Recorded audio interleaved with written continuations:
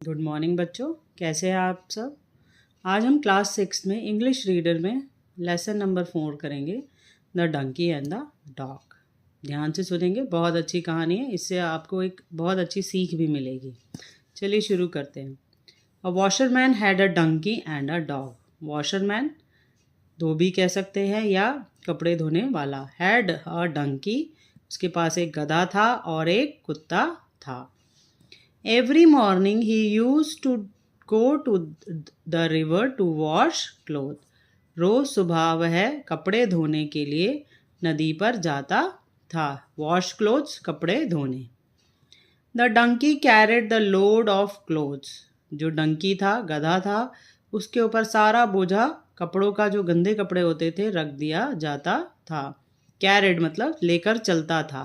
Load of clothes, भार, कपड़ों का भार। He lived in a shed outside the master's house. Donkey कहाँ रहता था? शेड में रहता था, जो मास्टर, जो उसका मालिक था, उसके घर के बाहर बना हुआ था। जैसे एक झोपड़ी सी डाल देते हैं, शेड टाइप, तो वो डोंकी वहाँ रहता था। And the dog use to stay inside the house. और जो कुत्ता था वो घर के अंदर रहता था। द होल डे लॉन्ग, पूरा दिन कुत्ता घर के अंदर रहता था और डोंकी जो है या गधा जो है घर के बाहर एक शेड में रहता था। इन द इवनिंग, जब भी शाम होती थी, the dog use to feel happy. कुत्ते को बहुत अच्छा लगता था। कब? टू सी हिज मास्टर, जैसे ही वो अपने मास्टर को देखता था, यानी अपने मालिक को देखता था, तो शाम होते ही जो कुत्ता है वो बहुत खुश हो जाता था। He use to lick his master and jump on him. वो अपना प्यार दिखाने के लिए उसे अपने मालिक को चाटता था और उसके ऊपर जंप करता था। The master use to lift the dog in his arms.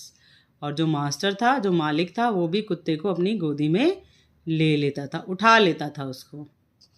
The dog in his arms and take him inside the house. जो मालिक था वो भी उसको उठा लेता था अपनी गोदी में, अपनी बाहों में, और उसको घर के अंदर ले जाता। इनसाइड द हाउस, घर के अंदर। सीइंग दिस, ये सब कौन देखता था? The donkey also wanted to live in the house. जो गधा था उसको भी ये लगता था कि वो भी घर के अंदर रहना चाहता था। Maybe if I also jump on him like the dog, he will surely lift me too in his arms.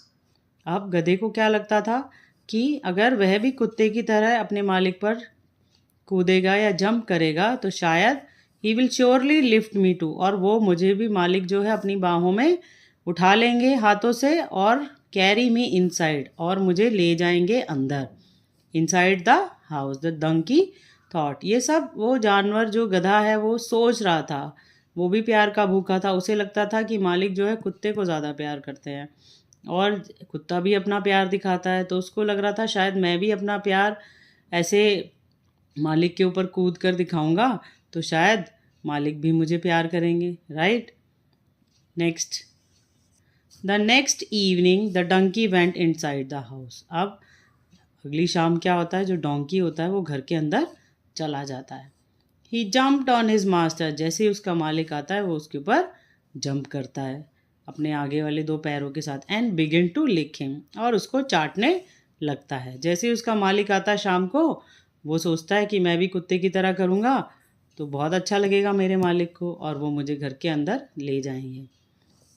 The master did not lift the donkey. लेकिन जो मालिक था उसने गधे को नहीं उठाया। He took him to the shed, और थोड़ी देर में उसको उसके जो शेड था बाहर, जो उसका छप्पर पड़ा हुआ था, वहाँ उसको ले गए, डोंकी को।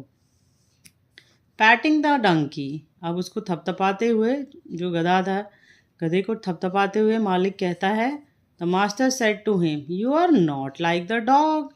तुम तो कुत्ते की तरह नहीं हो। यू आर मच बिगर, तुम उससे बड़े हो। So you can not come in side the house. जो घर है वो थोड़ा छोटा होता है तुम्हारे लिए, तो तुम्हें घर के अंदर नहीं आना चाहिए। द मास्टर फर्दर एडेड, और भी कुछ कहते हैं, यू आर ऑल्सो हैवी, तुम भारी हो। यू आर ऑल्सो हैवी, तुम भारी हो, and so you must not jump on me, इसलिए तुम्हें मेरे ऊपर नहीं कूदना चाहिए। I can lift the dog, वो कहता है, मालिक कहता है मैं डॉग को उठा सकता हूँ, but I can not lift you, लेकिन मैं तुम्हें नहीं उठा सकता। But I love you as much as I love the dog, लेकिन मैं तुम्हें भी उतना ही प्यार करता हूँ जितना कि मैं कुत्ते को प्यार करता हूँ। I love you as much as I love the dog. You must understand that you are different, ये आपको समझना चाहिए, ये आपको बात समझ आनी चाहिए कि आप अलग हो। तो ज़रूरी नहीं है जैसा दूसरे लोग कर रहे हैं वैसा ही हम करें, हम में अलग खूबियाँ हैं, हम कुछ और नया कर सकते हैं। अब इस पार्ट से हमें क्या सीख मिलती है बच्चों? We should not try to copy others as each one of us is unique, हमें कभी भी दूसरों की नकल नहीं करनी चाहिए, क्योंकि हम सब अलग बने हुए हैं, हम में अलग खूबियाँ हैं। तो हम ये ना सोचें कि वो ये काम कर रहा है तो मैं भी इस काम को कर सकता हूँ, हो सकता है आप उससे कुछ अलग कर सकते हैं और बहुत अच्छा कर सकते हैं। ठीक है, तो कैसी लगी आपको कहानी? थैंक यू बच्चों, नेक्स्ट वीडियो में मिलते हैं।